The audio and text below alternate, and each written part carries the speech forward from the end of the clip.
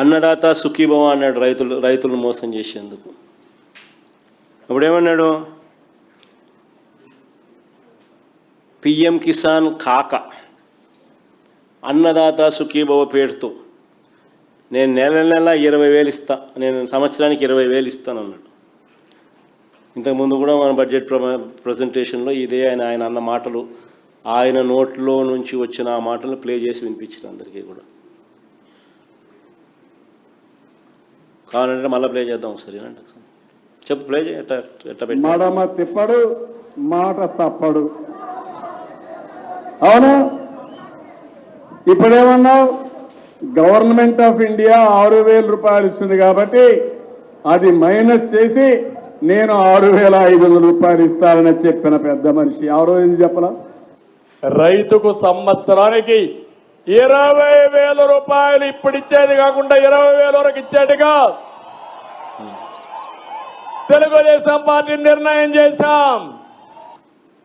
చూడండి ఎంత గొప్పగా అబద్ధాలు ఆడగలుగుతాడు మనిషి. అన్నదాత సుఖీభవ అని చెప్పి ఇప్పుడు ఇచ్చేది కాక 20,000 ఇస్తానని చెప్పినాడు. మొదటి ఏడాది ఎగ్గొట్టేసినాడు. రెండో ఏడాది 20,000కు గాను ముక్కి అప్పుడు ఒక 5,000 అప్పుడు ఒక 5,000 ఇచ్చినాడు. అంటే 2 ఏళ్ళకి కలిపి 40,000 రూపాయలు ప్రతి రైతుకు ఇవ్వాల్సింది 40,000కు గాను ఇచ్చింది కేవలం 10,000. అంటే 30,000 రూపాయలు ప్రతి రైతుకు బాకీ. ఇది ఎప్పుడు ఇస్తావు స్వామి ఆ రైతులకు అందరికీ? రైతులు చాలా ఇబ్బందుల్లో ఉన్నారు అని అడిగితే నోరు కూడా మెదపడం లేదు. 16 రోజుల అసెంబ్లీ సమావేశాల తర్వాత. పైగా మా ప్రభుత్వ హయాంలో 53,52,000 మంది రైతులకు మా ప్రభుత్వ హయాంలో రైతు భరోసాను వర్తింపజేసి మేము ఇస్తే, ఈయన హయాంలో ఈయన 46,85,000 మందికి కుదించేసినాడు. అంటే దాదాపుగా 7 లక్షల మంది రైతులను ఎగరగొట్టేసినాడు. పైగా కౌలు రైతులకు 1 పైసా కూడా ఇవ్వాల. కౌలు రైతులు కానీ, ఆర్ఓఎఫ్ఆర్ పట్టాదారు రైతులు కానీ వీళ్ళెవ్వరికి కనీసం 1 పైసా కూడా ఇచ్చింది లేదు.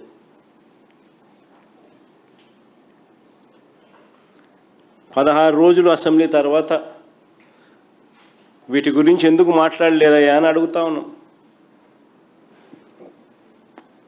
2023-24 ఖరీఫ్లో 2023-24 ఖరీఫ్కు సంబంధించి 2024 జూన్లో రాష్ట్ర ప్రభుత్వం ఇన్సూరెన్స్ ప్రీమియం రైతుల తరపున కట్టాల్సింది కడితే, కేంద్రం వాళ్ళు ఇవ్వాల్సింది కూడా దానికి జత కలిపి రైతులకు ఇన్సూరెన్స్ కంపెనీలు పంట నష్ట పరిహారం డబ్బులు ఇస్తాయి. అలాంటిది ఈ పెద్ద మనిషి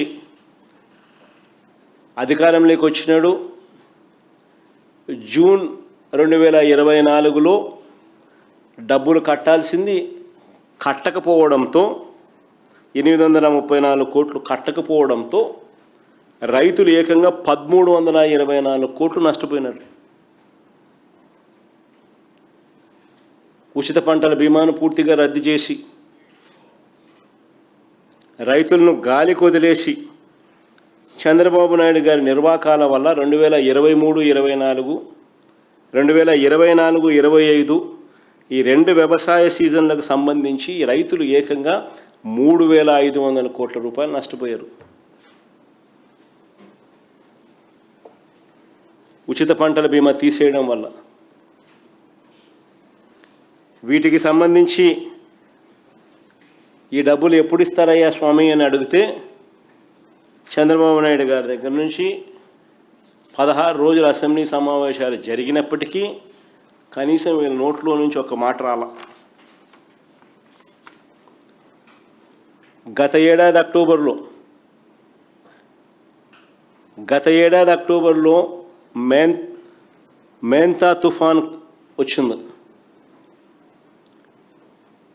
ఈ మోంతా తుఫాన్ అన్నది ఏదైతే గత ఏడాది అక్టోబర్లో వస్తే, లక్షల మంది రైతులు నష్టపోతే రూపాయి ఇన్పుట్ సబ్సిడీ ఇవ్వాల, రూపాయి ఇలా ఎవరికి ఇప్పటికీ కూడా.